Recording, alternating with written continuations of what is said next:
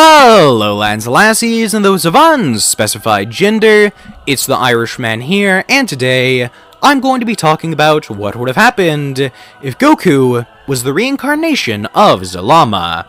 This is the 6th part to this what if, and if you haven't seen the other 6 videos or 5 parts on this topic, I would greatly recommend you go check out the playlist in the description below.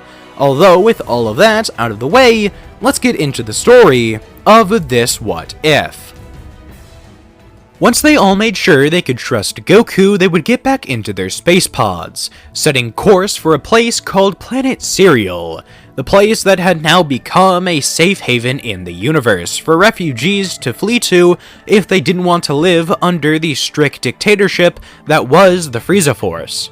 The current leader of this union would be Bardock, as he was not only the strongest person who called this planet home, but he was also the person who had saved Granola and Mojito, the 2 people who were living on this planet before it became a refugee camp, as well as the 2 survivors of what was a mass extinction event on this planet. Although Bardock isn't a king or a monarch, rather, he is the leader because everyone there said he was. He was never chosen to become it or anything, it's an unofficial title, but it is still there.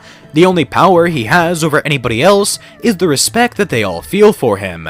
Vegeta would still value himself as the Prince of the Saiyans, although he realizes how little that title means, at least anymore. Some of the notable defectors would be Chilai and Limo, the former of which Broly would have actually started a relationship with, although it's nothing too serious, at least at the moment. The relationship is in its early years, as the 2 of them are also. It's only blossoming, but it's definitely still there, as the 2 enjoy each other's company, and for now, that's enough for them.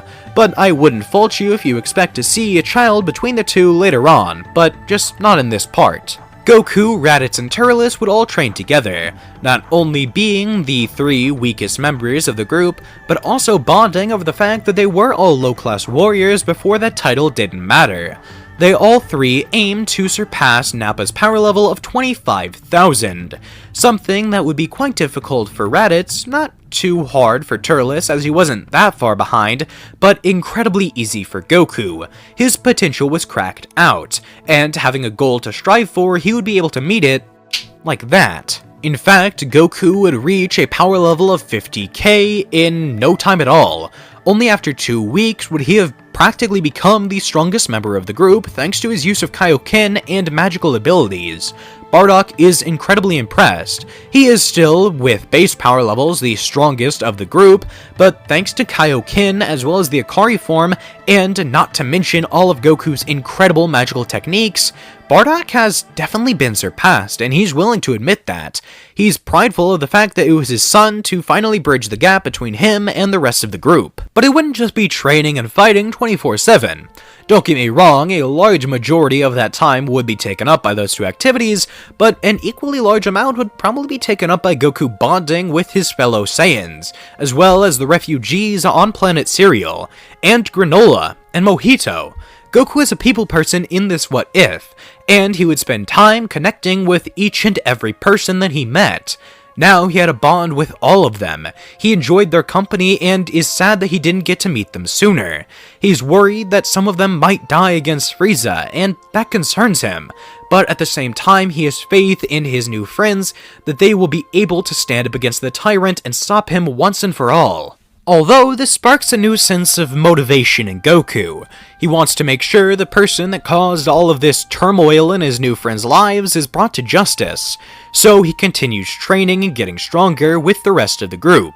After only about 3 months, they would all reach a power level of around 1 million in base, anticipating that Frieza has a Great Ape level transformation for a 3rd form, although they aren't definite that he even has a 3rd form, so they might be being extra cautious, but they understand that he probably has transformations beyond the ones they definitively know about. All of Planet Cereal's fighters would then board space pods, setting course for Frieza Planet 1, that way they can get their revenge for everything that Frieza has done to them. They had made sure to schedule this event for a time when they knew that King Cold and Cooler wouldn't be on planet. They would go for them next, but now was time for Frieza. They were finally strong enough to put up a fight, and they weren't going to take any chances. Once they arrive at their destination, they decide to march rather than immediately fly in.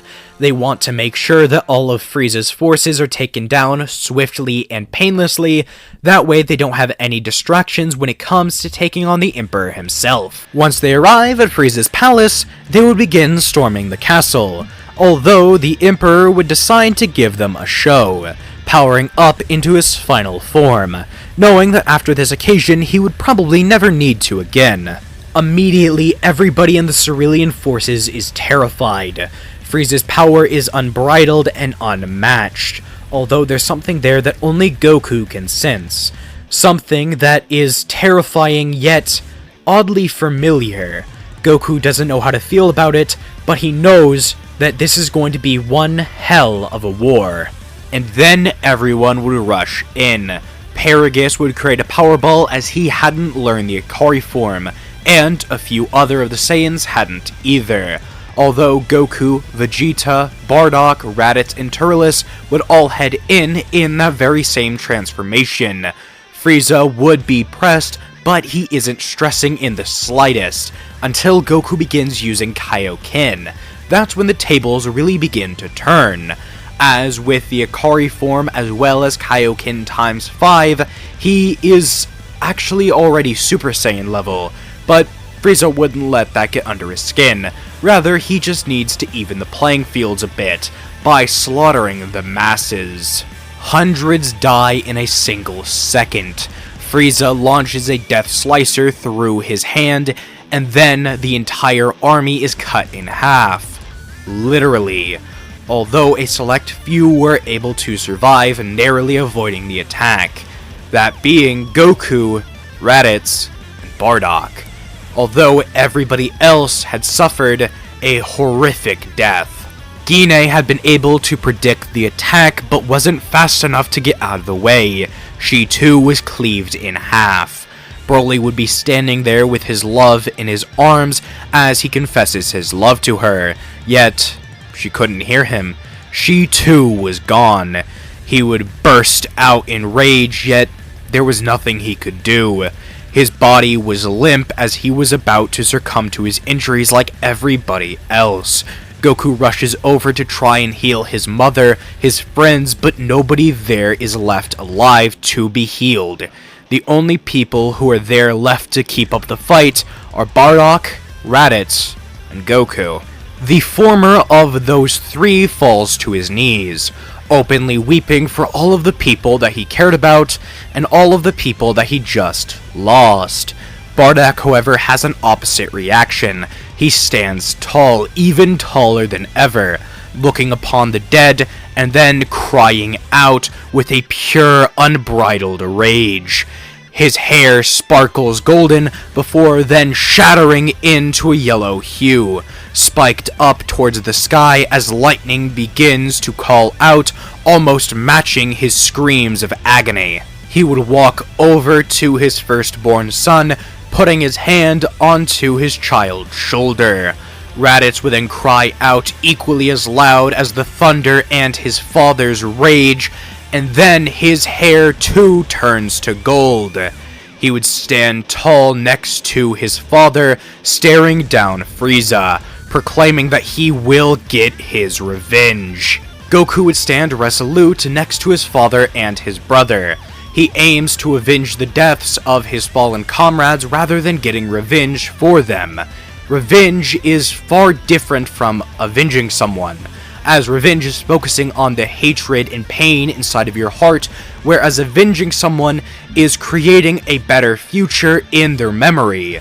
Two very different things. The Saiyan warrior would utilize Kaioken to make sure he's able to keep up with the two Super Saiyans.